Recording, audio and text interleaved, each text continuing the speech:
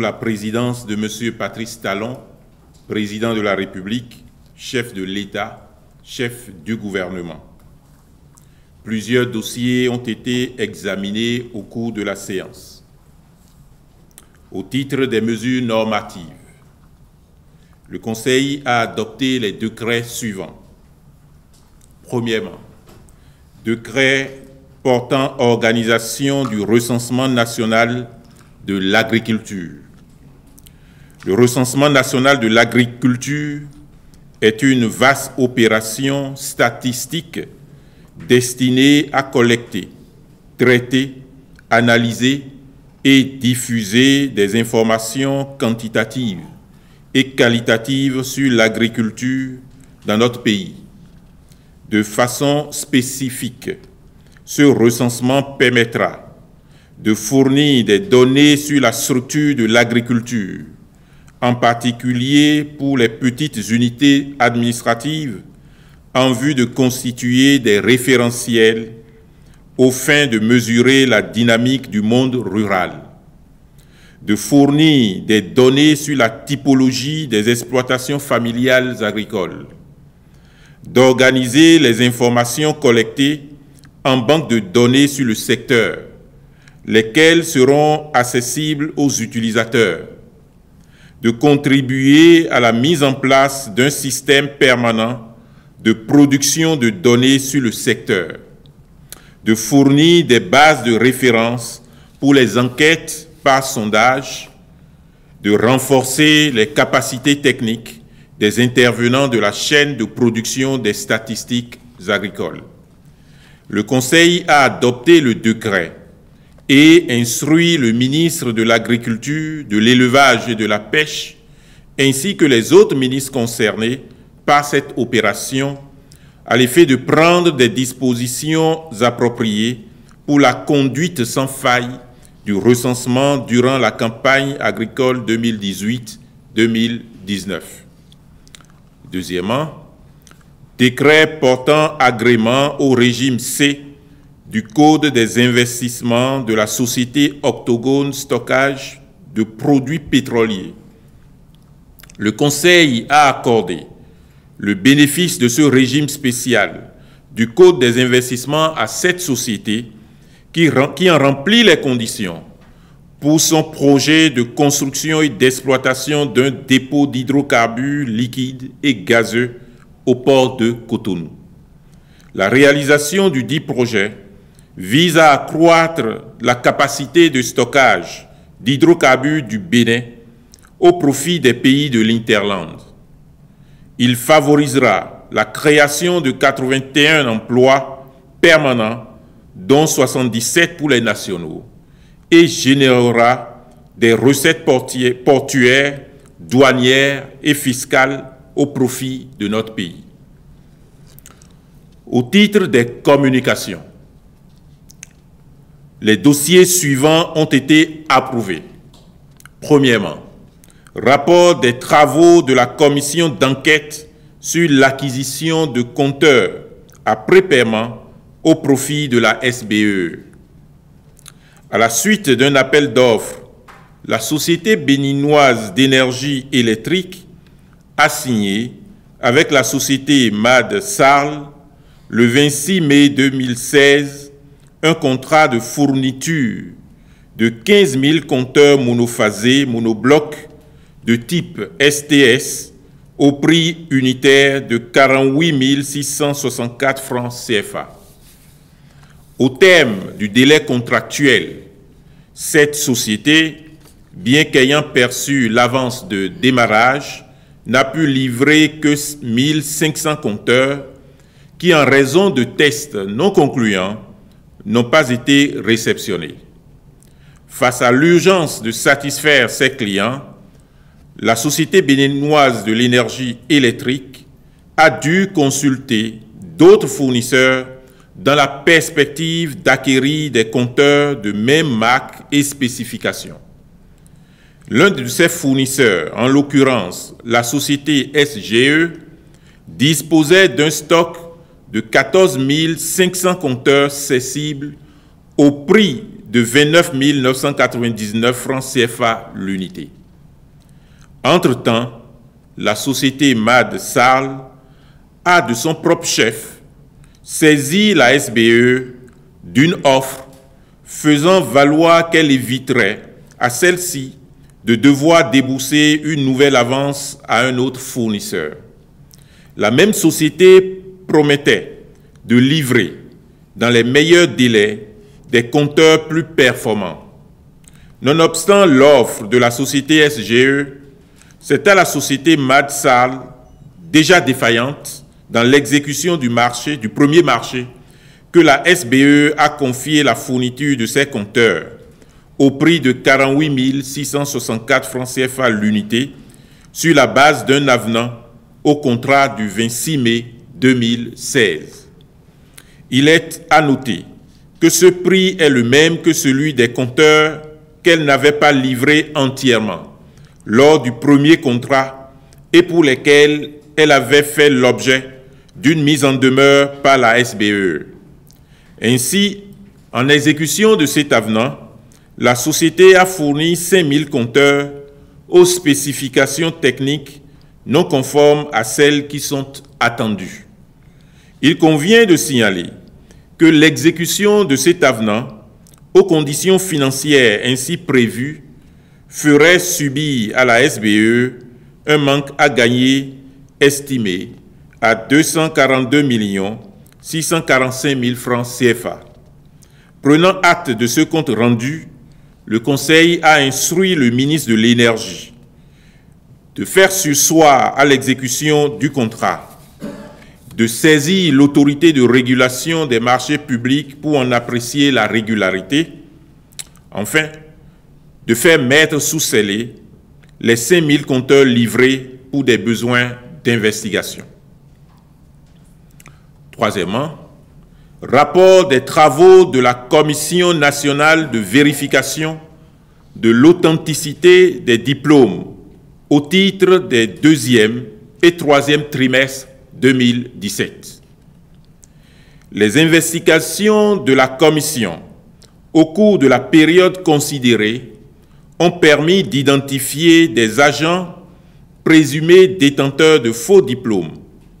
Au total, 8 368 dossiers ont été étudiés. Sur l'ensemble et dans le respect du principe du contradictoire, 40 agents ont été effectivement auditionnés afin de faire valoir leurs moyens de défense. 10 n'ont pas cru devoir répondre aux convocations. De cette audition, 2 cas de figure sont à distinguer. Premièrement, certains agents ont présenté des diplômes que les établissements censés les avoir délivrés ne reconnaissent pas. Deuxièmement, d'autres ont présenté des diplômes ou des certificats apocryphes, c'est-à-dire non authentiques et donc douteux, sans pouvoir en prouver la régularité. Dans tous ces cas, des certificats de non-authenticité ont été établis. Il convient de préciser que sur les 40 mises en cause, 34 sont passés aux aveux, tandis que 6 autres contestent détenir de faux diplômes. Les investigations seront donc poursuivies pour élucider leur cas. Les 34 autres ont tous reconnu les faits devant la commission. Il s'agit de Corps des instituteurs,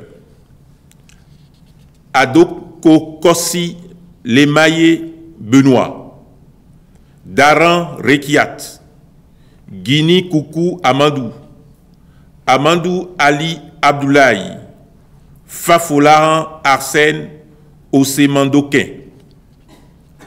Corps des éducateurs, Siako Amadou Azaratou. Corps des infirmiers brevetés, Assouma Moussa Isba, Keita Rabi, Tchakoula Zakia.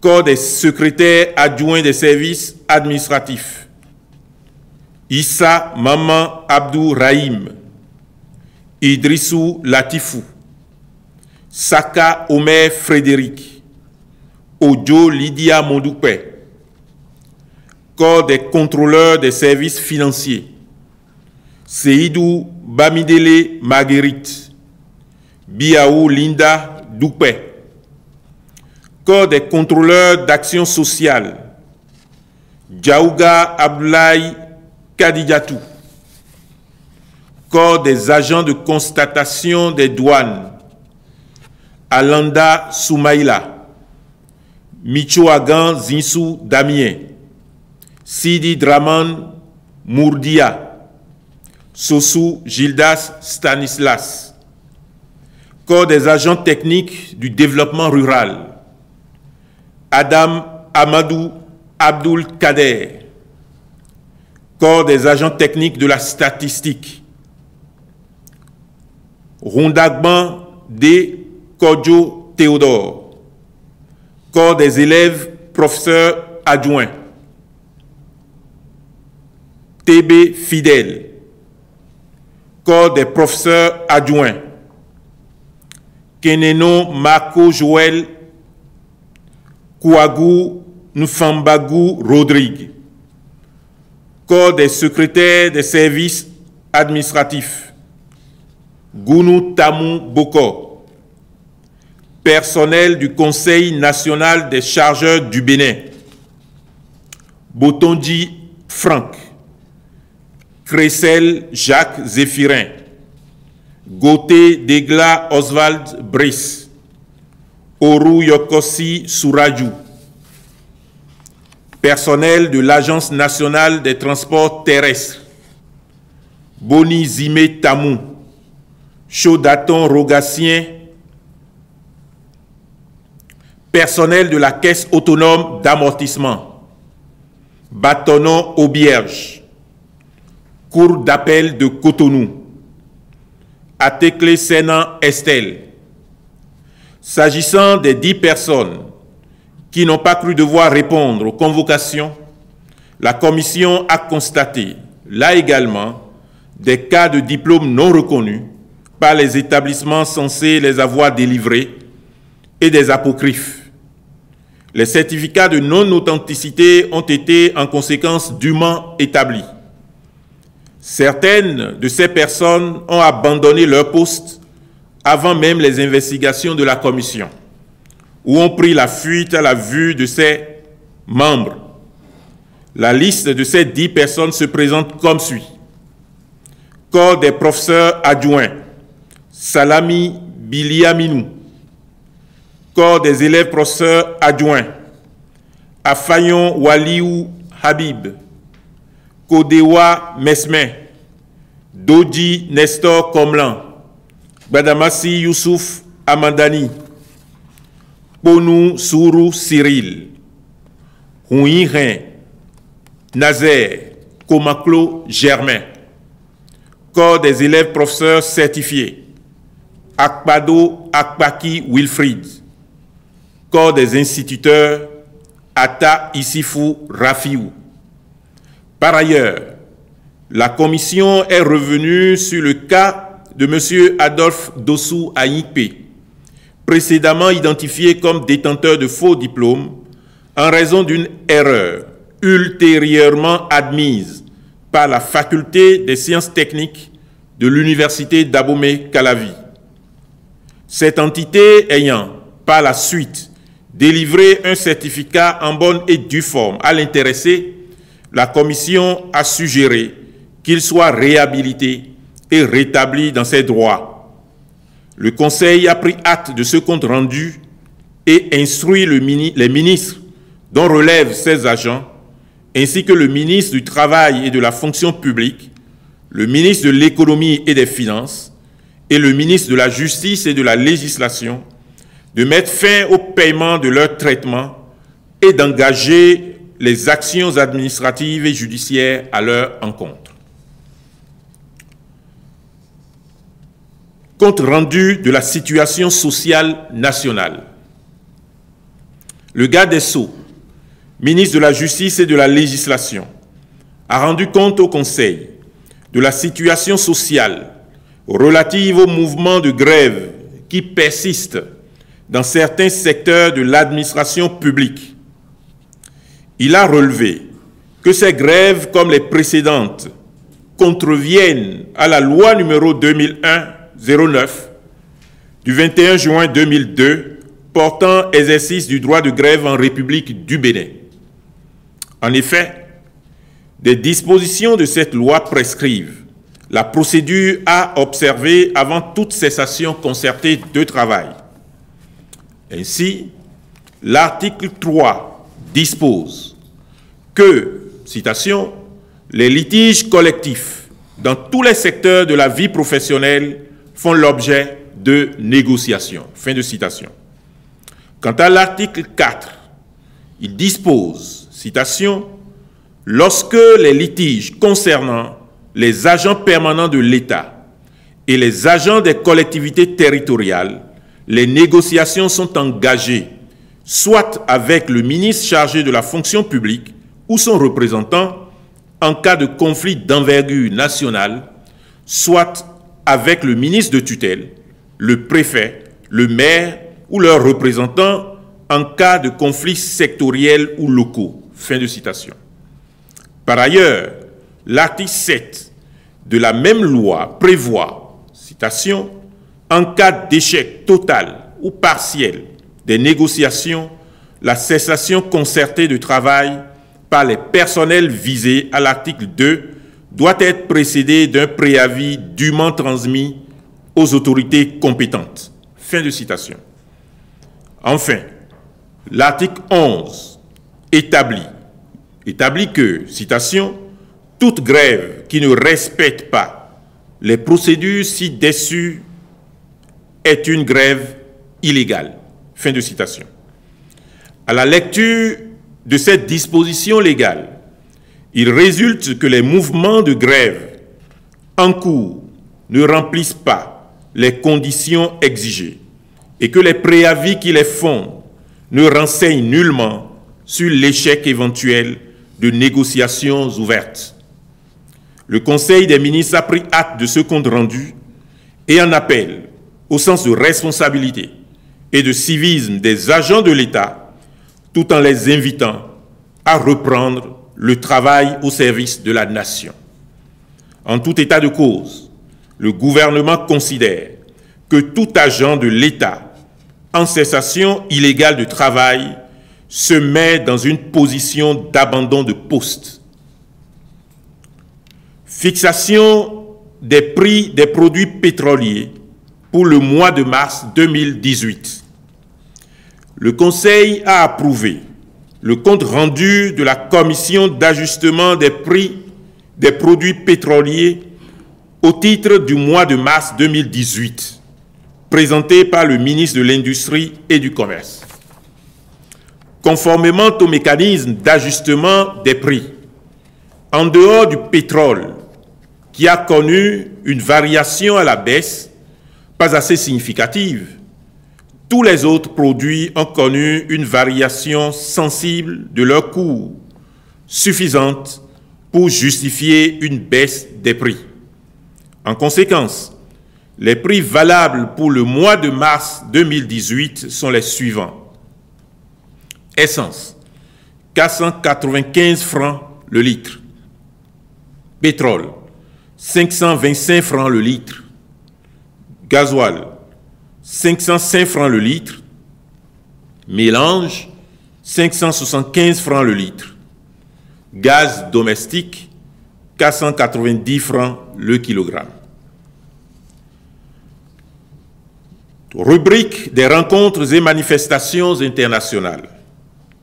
Le Conseil a autorisé, pour le compte de l'année 2018, la participation du Bénin aux réunions statutaires et aux manifestations officielles dans les secteurs suivants: petites et moyennes entreprises et promotion de l'emploi, eau et mines, industrie et commerce, travail et fonction publique. Le Conseil a également autorisé la participation de notre pays à la conférence inaugurale de l'Alliance solaire internationale à New Delhi les 10 et 11 mars 2018. Au titre des mesures individuelles, les nominations suivantes ont été prononcées. Au ministère de l'Agriculture, de l'Élevage et de la Pêche, sur proposition du ministre, directrice départementale de l'Agriculture, de l'Élevage et de la Pêche du Koufo, Madame Baké Tunkara Madeleine Lafia Mora, directrice générale de l'Agence territoriale de développement agricole, Pôle 5, Madame Adjoua Gladys Eudossi Tossou, épouse Lokossou. Au ministère de l'Eau et des Mines, sur proposition du ministre, secrétaire général du ministère, Monsieur Alain-Henri Maoudjro Hueto, directeur adjoint de cabinet, Tosuno Alassane Kora Yarou, conseiller technique aux hydrocarbures, Madame Suzanne Amélina, conseiller technique aux réformes et au suivi des projets, Monsieur Alassane Mahamadou. Au ministère du Cadre de vie et du Développement durable, sur proposition du ministre, directeur général de l'Agence béninoise pour l'environnement, Monsieur François Corneille Kedo Ouidé. Je vous remercie.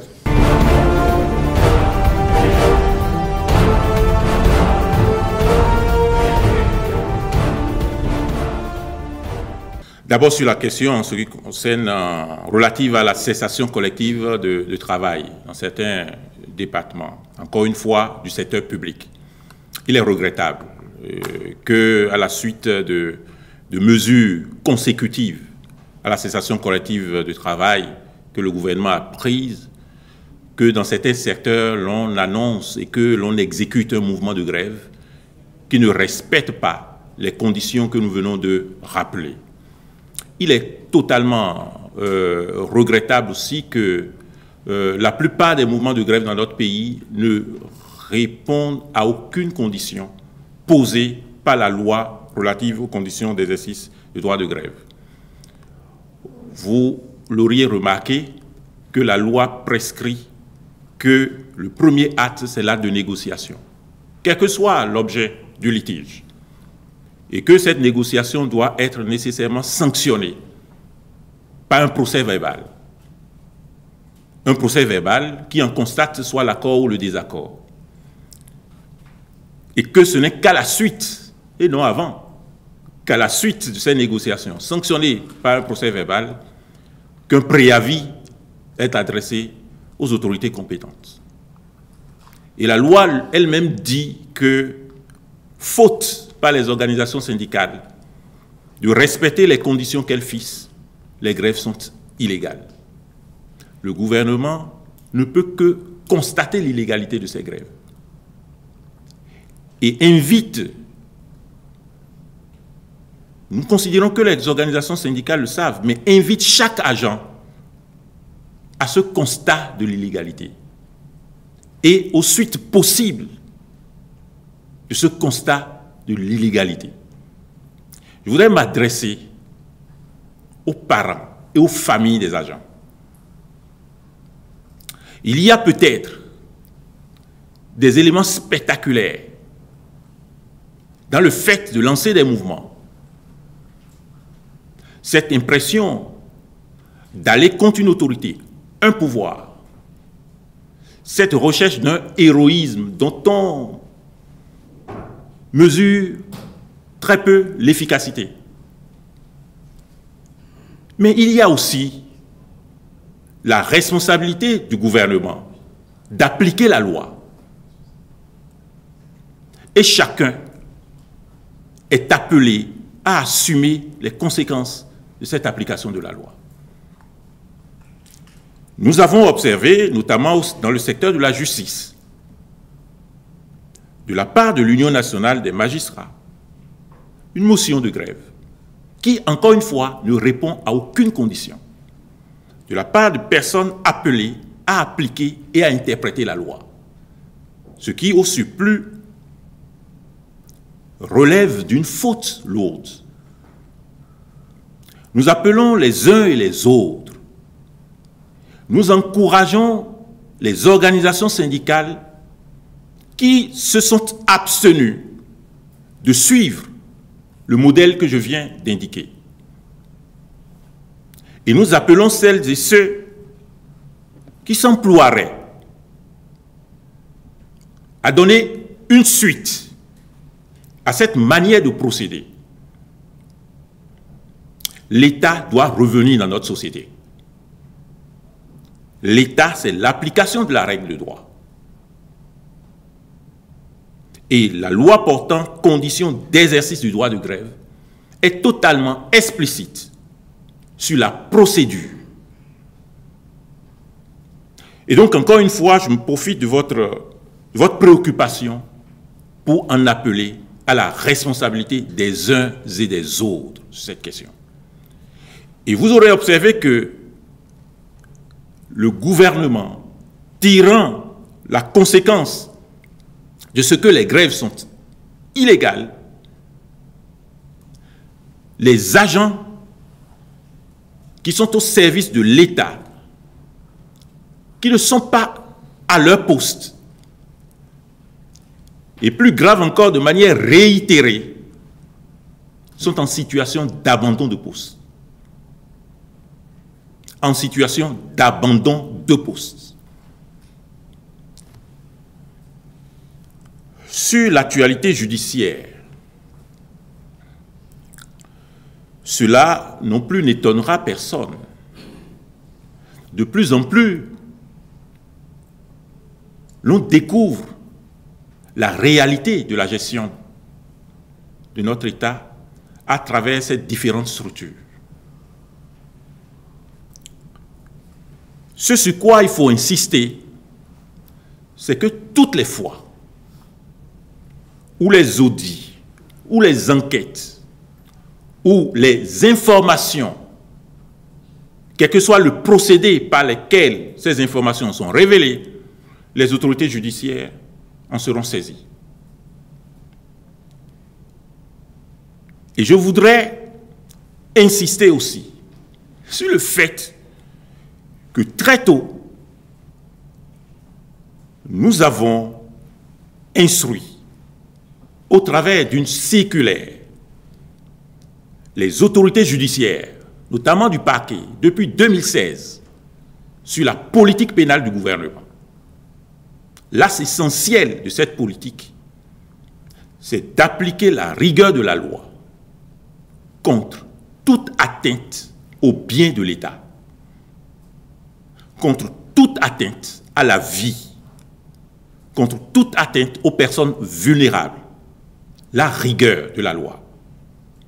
Et donc pour les infractions de cette nature, qui sont des infractions de confort, la plupart des personnes qui commettent ces actes ne sont pas à la recherche des éléments de survie.